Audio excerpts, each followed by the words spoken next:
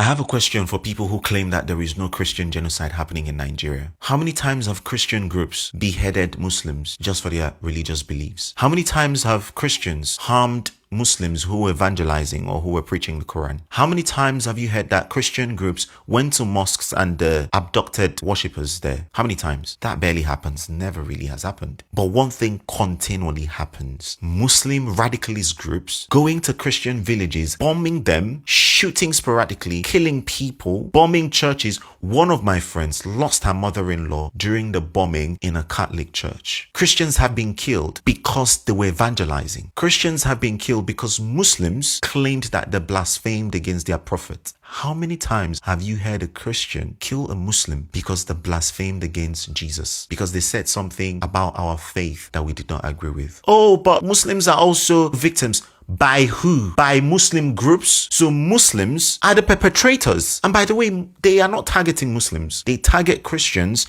and Muslims become a collateral damage. And I mean, a lot of Muslims don't mind dying for their God. A lot of Muslims find it something of pleasure to die expressing their faith. I'm very sure that some of the Muslims who have been killed in these crises are very happy to go and meet 72 virgins. How many times have you guys protested against the genocide that's been going on in the north? Why have you guys not spoken all this while that it's a genocide by Muslims on Muslims? But all of a sudden, because the Christian genocide happening in northern Nigeria is gaining a lot of global attention, all of a sudden you want to rewrite the narrative and so conveniently say that, oh well, but Muslims are also victims. Victims of who? Of Muslims. So long and short story is that there is indeed a genocide by Muslims to Christians and maybe to some Muslims. But well, we Christians are speaking up for ourselves, and I guess what you should do is also speak up for yourself. That's very simple.